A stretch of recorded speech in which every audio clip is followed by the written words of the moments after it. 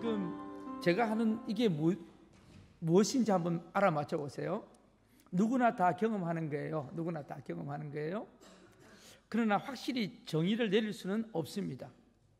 이것은 지성을 마비시키기도 합니다. 감정의 혼란도 오고요. 어떤 때는 의지를 무력화시키기도 합니다. 기억력을 둔화시키기도 합니다. 두려움과 슬픔을 가중시키기도 합니다. 불안이 증대될 때도 있습니다. 환경에 적응하기 위한 일종의 방어 현상이라고도 할 수 있습니다. 심장마비나 위궤양이나 불면증이나 알코올 중독의 직접적인 원인이 되기도 합니다. 모든 질병의 직간접 70% 이상의 원인이 됩니다. 이게 뭘까요? 야, 어떻게 이렇게 잘하세요? 엄청 스트레스를 많이 받으시는 모양이다. 저는 이거 깨닫는데 굉장히 시간이 많이 걸렸는데, 스트레스입니다. 제가 목사로서 많은 사람을 만납니다.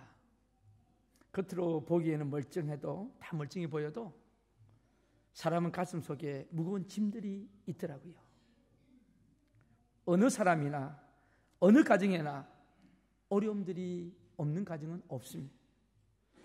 내가 잘못했든 사소한 고생이든 하여튼 고난이 있습니다. 겉으로 보기에는 멀쩡한 것 같이 보여도 가슴이 저리고 아픈 상처들이 다 있습니다.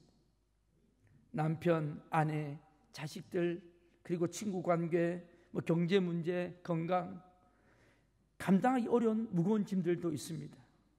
겉으로는 웃지만요, 속으로는 눈물 흘리는 아픔이 있습니다. 이것을 깨달은 구약에 또 한 사람이 있죠. 솔로몬입니다. 그 사람은 이 땅에서 누려볼 부귀영화는 다 누려본 사람이에요. 솔로몬의 부인이 몇 명인지 아세요? 솔로몬의 부인이 3,000명입니다. 30명도 아니고 3,000명. 맨날 저녁마다 식사하고 파티할 때는 금술잔이나 최소한 금술잔 가지고 돌렸고요. 하루에 수십 마리의 짐승을 잡아서 파티도 했고, 어떤 분이 이야기하는 솔로몬의 궁궐에는요, 사람이 이렇게 지나가면 위에서 향료가 떨어져 가지고 냄새가 나는 그런 시설까지 해놨다 그래요. 지혜는 이런 사람이 없을까 할 정도로 지혜로운 사람이었어요. 인생을 아주 멋지게 살았던 사람 중에 한 사람이에요. 그런데 그 사람이 전도서 2장 22절 23절에서 이렇게 고백을 합니다. 우리 같이 한번 읽어볼까요? 전도서 2장 22절 23절까지인데 22절밖에 없어서, 자, 같이 한번 읽겠습니다. 사람이 해 아래서 행하는 것이 수고와 마음에 애쓰는 것이 소득이 있어요. 그 다음 절이 중요한데 잘 들어보세요. 일평생에 근심하며 수고하는 것이 슬픔뿐이라. 그 마음이 밤에도 쉬지 못하나니 이것도 헛되다. 일평생의 모든 수고와 마음에 애쓰는 것이 소득인데 밤에 잠도 못 자고 그리고 쉬지도 못하고 이것이 결코 헛되더라. 엄청난 스트레스가 우리 인생의 삶을 붙잡는다는 이 말이죠.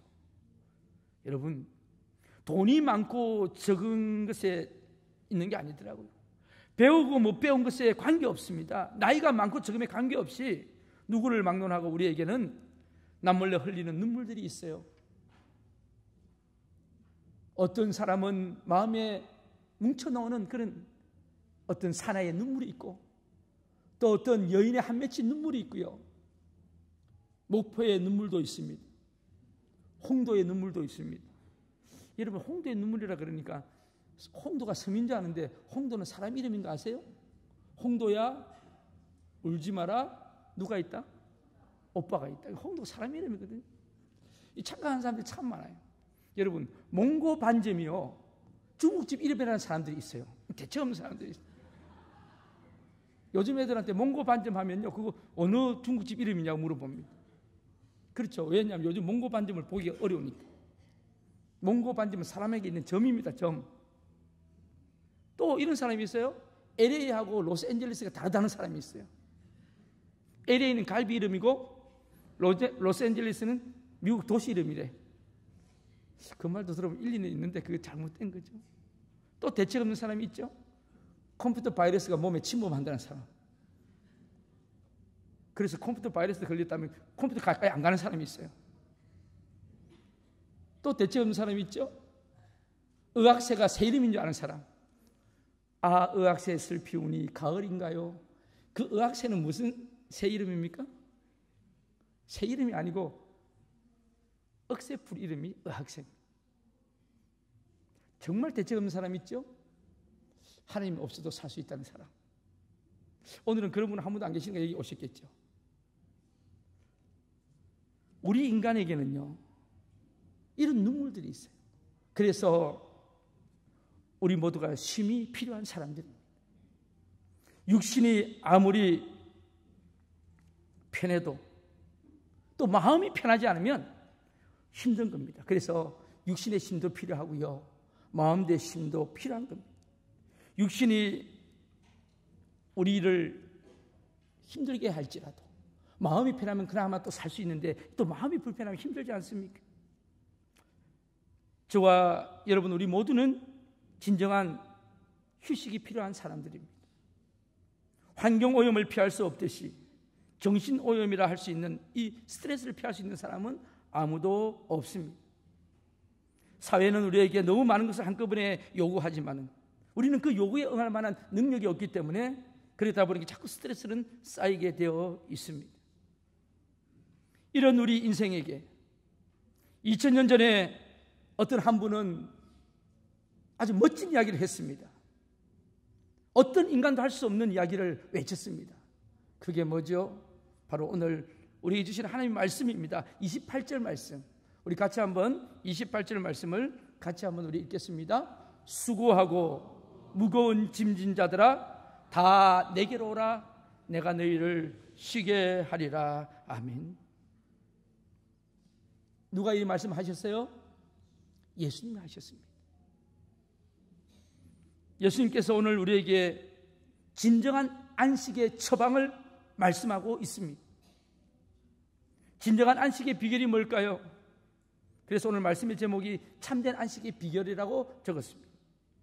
예수님은 오늘 우리에게 진정한 안식을 위해서 두 가지 명령을 하고 계십니다. 그 첫 번째는 뭡니까? 자, 오늘 28절 말씀 우리 다시 한번 읽겠습니다. 수고하고 무거운 짐진 자들아 다 내게로 오라.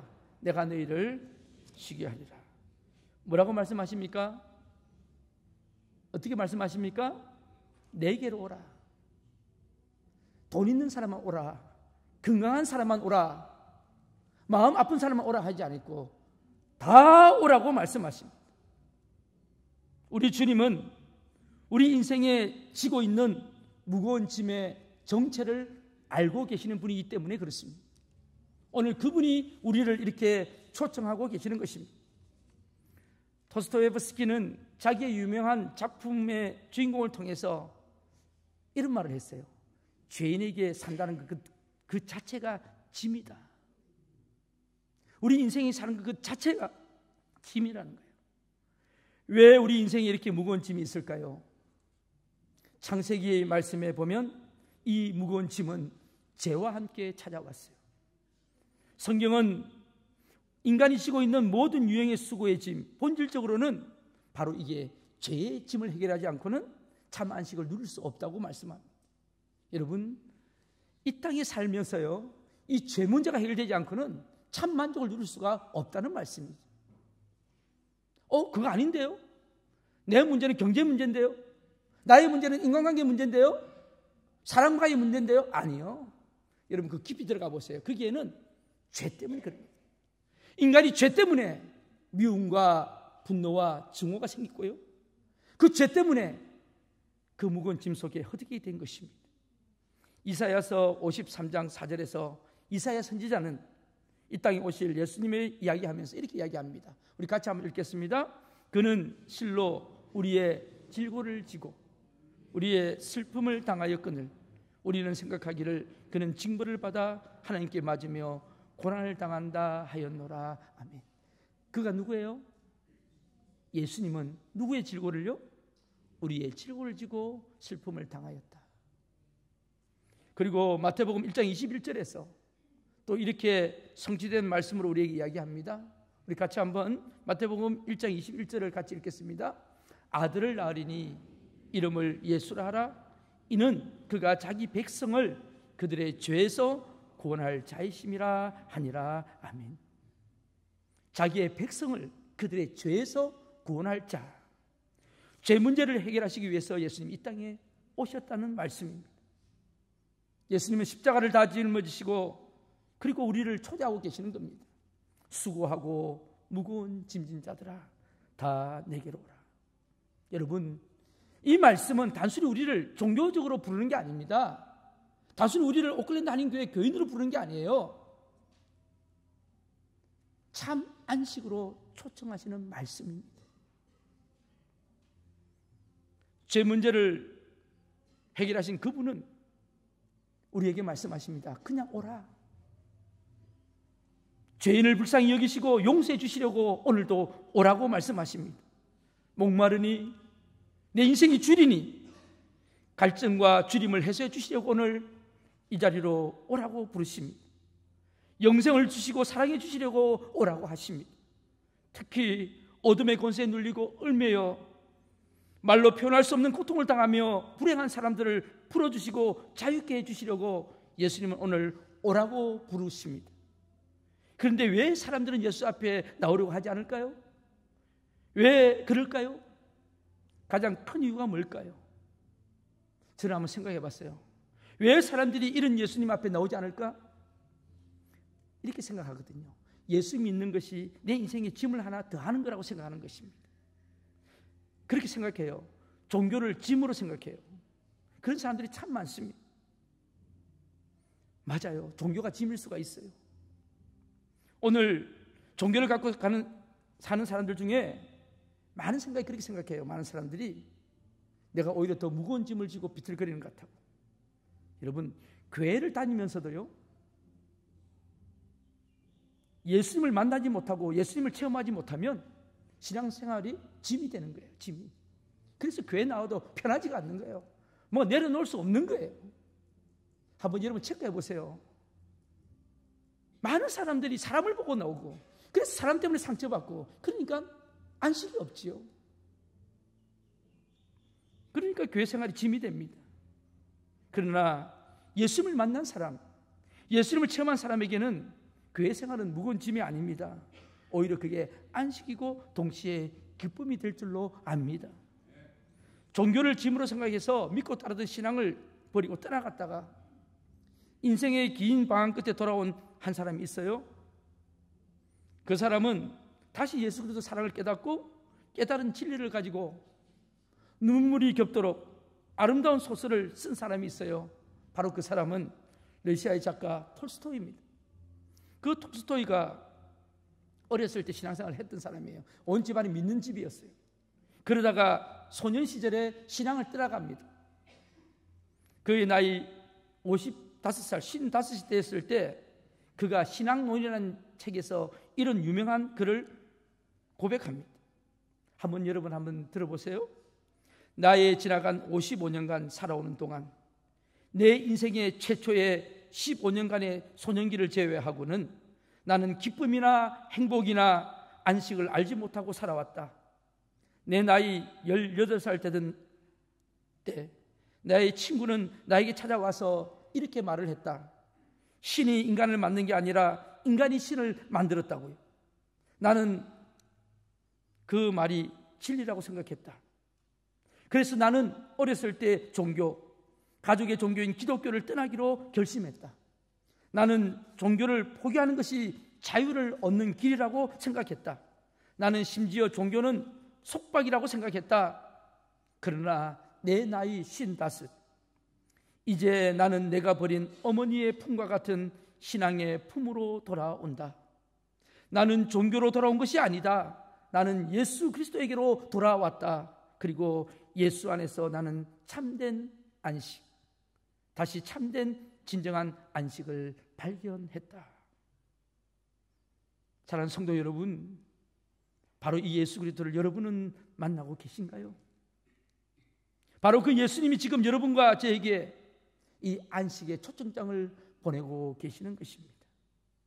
또한 오늘 본문에서 참 안식의 비결 두 번째는 뭐라고 말씀하십니까?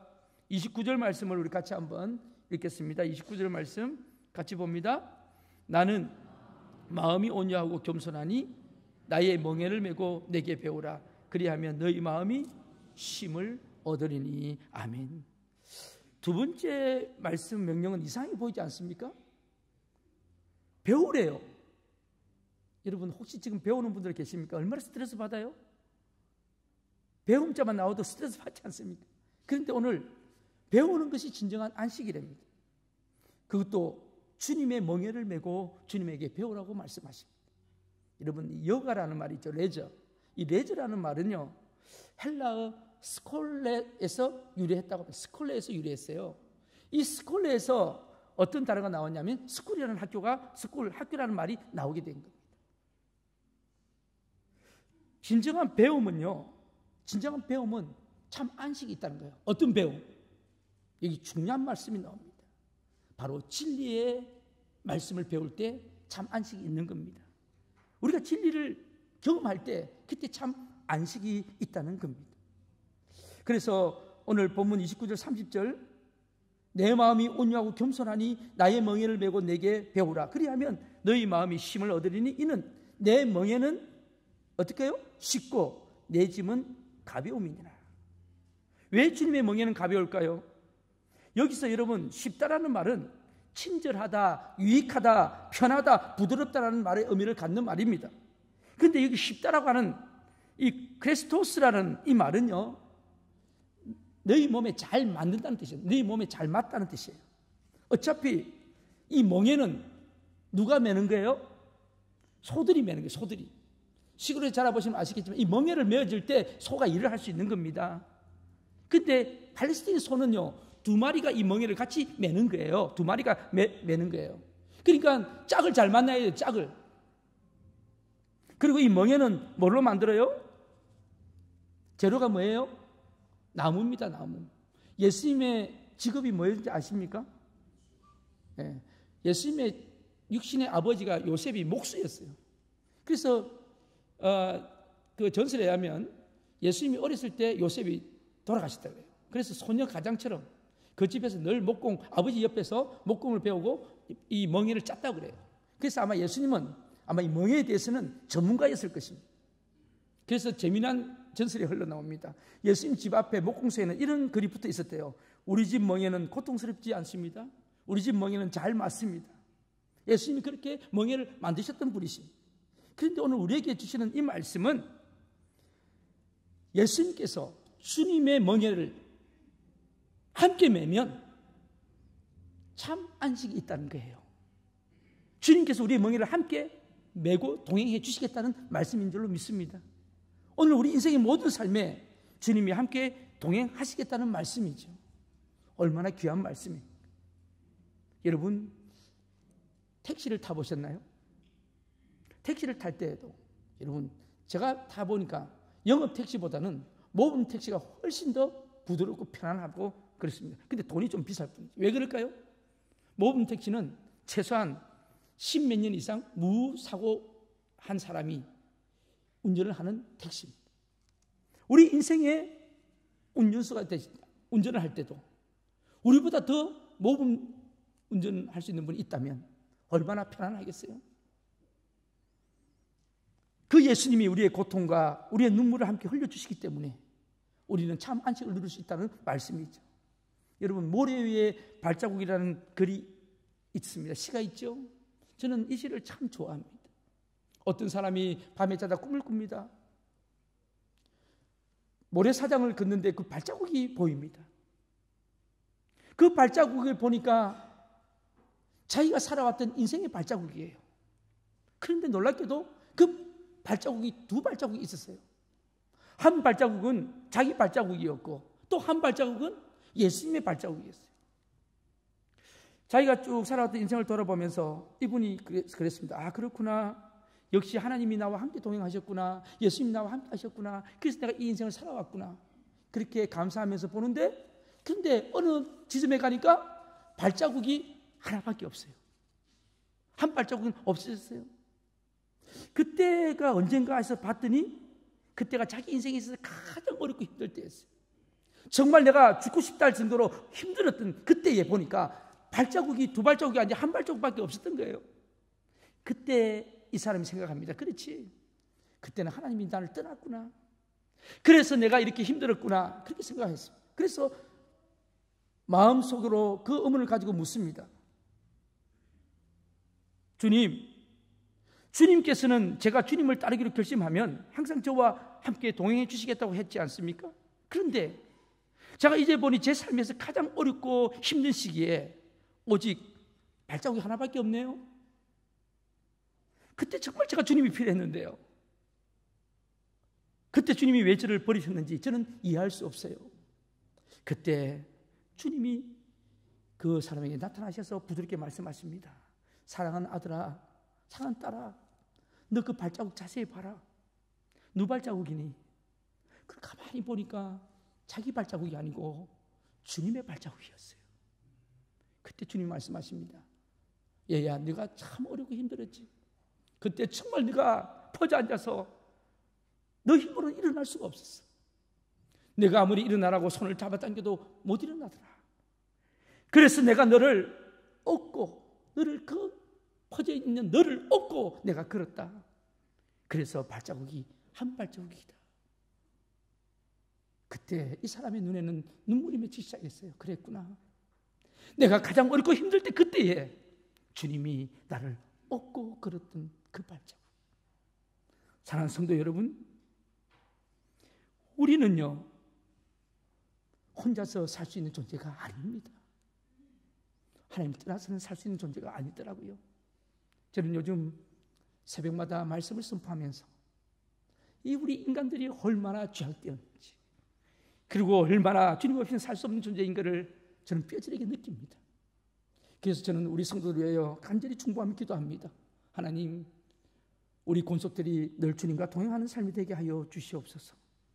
여러분, 안식은 아무것도 하지 않는 게 아니고요, 하나님 앞에 힘을 공급받는 겁니다. 오늘 본문에 보면 예수님께서는 내가 너희를 쉬게 하리라 그랬어요. NIV 성경은 I will give you rest라 그랬어요. 그런데 다른 성경에 보면 이 rest 대신에 refresh, recreate라는 단어를 써요. 내가 너에게 새 힘을 주겠다는 거예요. 여러분, 참 쉼은요 가만히 있는 게 아니고요, 새 힘을 공급받는 것이 그게 참 안식인 줄로 믿습니다. 우리 인간은 언제 만들었어요? 하나님이 몇째 날 만들었어요?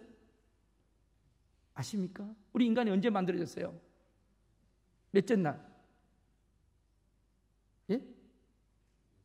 예, 여섯째 날.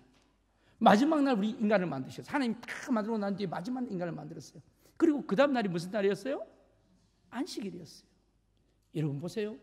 하나님은요 우리 인간을 창조해 놓고 그 다음에 바로 쉬게 하셨어요. 그래서 여러분, 주일은요, 안식일은요 첫날입니다. 여러분 달력도 보면요, 빨간 그 일요일이 빨간 마지막에 있는 달력, 그거는 쓰지 마세요. 그 달력은 그건 별로 안 좋은 달력이에요. 항상 달력은 주일이 어디에 있어야 돼요? 맨 앞에 있는 그게 바른 달력이에요. 왜냐하면 그게 첫날이에요. 그래서 오늘은 5월 셋째 주 첫날이 오늘부터 시작되는 거예요. 아십니까? 어떤 분은요 이걸 헷갈려가지고 5월 1일이 수요일이니까 그게 첫 주인 줄 알아. 그게 첫 주가 아니고 5월 5일이 첫 주라는 걸 아셔야 돼요. 주일부터 시작되는 거예요. 주일부터. 모든 것은 다 그렇게 됩니다. 하나님께서 우리 인간을 그렇게 하신 거예요. 그래서 예배가 곧 안식입니다. 안식. 여러분, 주일 성수한다는 것은 참 안식을 얻는 거예요. 예배를 통하여 새로운 에너지를 얻게 하시고 그 힘을 가지고 삶의 장으로 나아가게 하시는 것입니다. 하나님께서 주시는 안식은 도피가 아닙니다. 고난과 역경과 불안을 그걸 담대하게 맞서 나가는 것이 참 안식인 줄로 믿습니다. 그게 바로 믿음의 힘이고요. 흑인 영가에는 이런 가사가 있어요. 언젠가는 모든 날이 안식일이 되리라. 그날은 오리라, 그날은 오리라, 주께서 주시리. 주께서 주시리.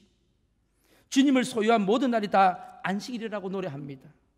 이 놀라운 비결인 안식을 경험했던 히브리서 기자는요, 히브리서 4장 3절에서 이렇게 고백합니다. 우리 같이 한번 볼까요? 히브리서 4장 3절 그 앞줄만 한번 읽어볼게요. 시작. 이미 믿는 우리들은 저 안식에, 다시 한번 더요. 시작. 이미 믿는 우리들은 저 안식에 들어가는도다. 아멘. 안식의 주인 되신 예수님을 믿는 그 순간에 우리는 참 안식에 들어가는 줄로 믿습니다. 그분의 발 앞에 가르침을 받으며 사는 것이 진정한 안식이라는 거예요. 오늘 저와 여러분이 그 주님의 진리 앞에 말씀 속에서 참 안식을 누릴 수 있는 은혜가 있기를 바랍니다. 그리고 어떤 어려움과 고난과 역경이 온다 할지라도 그 말씀을 붙잡고 가는 자가 참 안식을 누릴 수가 있다는 말씀이죠. 제가 어떤 책에 보니까 이런 글이 있어요. 지금은 쉬어야 할 때입니다. 그 글이 있어요. 여러분 한번 들어보세요. 방글방글 웃고 있는 아기를 보고도 마음이 밝아지지 않는다면 지금은 쉴 때입니다. 여러분 애 봐도요, 별로 기쁘지 않으면 지금 쉴 때래요. 식구들 얼굴을 마주보고도 살짝 웃어주지 못한다면 지금은 쉴 때입니다. 여러분 식구 보고 한번 웃어줍니까? 무뚝뚝하다면 지금은 쉴 때입니다. 아침에 눈을 떴을 때 창문을 비추는 아침 햇살이 눈부시게 느껴지지 않는다면 지금은 쉴 때입니다. 사랑하는 사람의 하루가 궁금하지 않고 전화도 기다려지지 않는다면 지금은 쉴 때입니다. 오랜만에 걸려온 친구의 전화를 받고 바빠 하고 말만 하고 끊어버렸다면 지금은 쉴 때입니다. 아름다운 음악을 들으면서도 소리만 들릴 뿐 마음에 감동이 흐르지 않는다면 지금은 쉴 때입니다. 슬픈 영화를 봐도 눈물이 나오지 않고 슬픈 연속극을 보면서도 이렇게 생각하는 사람들, 극본에 의한 거야. 저건 다 극본이야, 극본. 그런 생각이 든다면 지금 당신은 쉴 때입니다.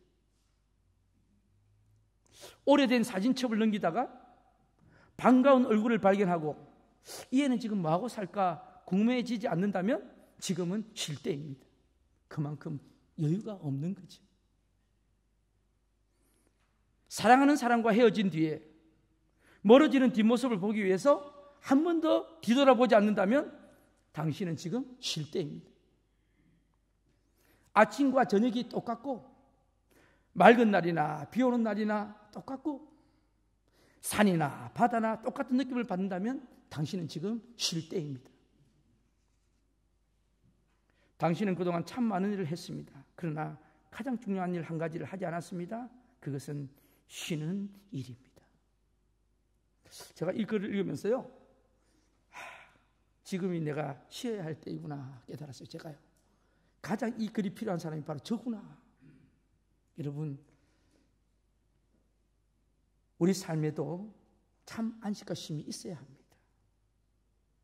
한 선교사님이요, 기차를 타고 여행을 하고 있는데 그 앞에 앉은 청년 하나가 있었는데 얼굴이 너무 어두워요. 선교사님이 자꾸 눈치가 가는 게 저 친구 잘못하다면 기차에 뛰어내리겠다는 생각이 들 정도로 암울한 청년 한 명 있었어요. 그래서 이 선교사님이 기도하는데 도저히 안 될 것 같아서 정말 기차에 뛰어내릴 것 같은 그런 표정이어서 선교사님이 이야기를 걸은 겁니다. 형제님, 예수 믿고 하나님 의지하고 무거운 짐을 다 맡기면 마음의 평안을 얻을 것입니다. 그랬더니 이 형제가 기다렸다는 듯이, 여기 보세요. 당신이 지금 내 처지라면 그렇게 하겠느냐고. 하나님은 어디 있어요? 하나님이 계시면 이런 고통을 줄 수가 없어요. 하나님은 없어요. 그렇게 소리를 쳤던 거예요. 그때 이 선교사님이요, 주머니에서 뭘 하나 끄집어냈어요. 만년필을 하나 끄집어냈어요. 그러면서 이 선교사님 이야기를 합니다. 여보게, 형제,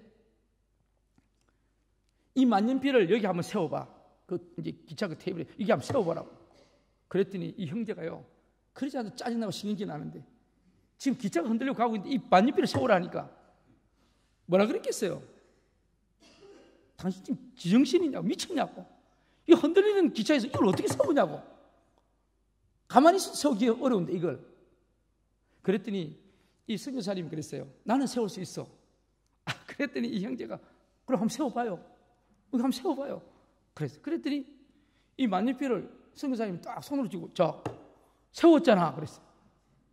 세웠죠, 제가. 그랬더니 이 형제가 지금 농담하는 거예요, 지금? 손으로 붙잡고 세우면 누가 뭐 세워요? 그때 이 선교사님이 이야기한 거예요. 그래요. 우리는 혼자 설 수 있는 존재가 아니에요. 그런데 주님이 손을 붙잡고 이렇게 세우면 쉽게 설 수가 있는 거예요. 여러분, 하나님의 손이 우리를 붙잡으면요, 얼마든지 세워지는 존재가 우리인 줄로 압니다. 그 말씀에 은혜 받고 그 청년이 그 자리에서 예수를 영접하게 되었다는 거예요. 사랑하는 성도 여러분, 오늘 이 아침에 저는 여러분에게 결론적인 말씀을 드리고 싶어요. 시편 55편에 내 짐을 여호와께 맡기라. 내 짐을 여호와께 맡기라. 그가 너를 붙드시고 의인의 요동함을 영원히 허락하지 아니하시리로다.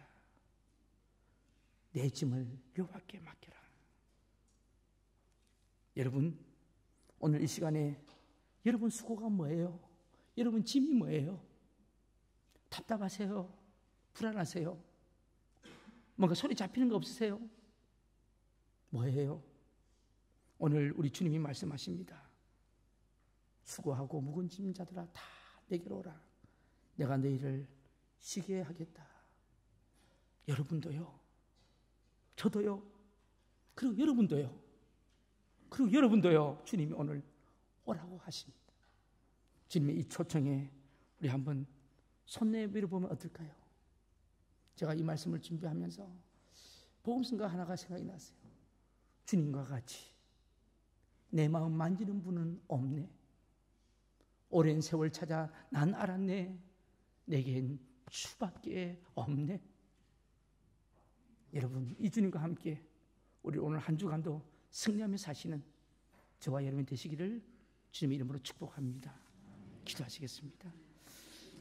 아버지 하나님 감사합니다.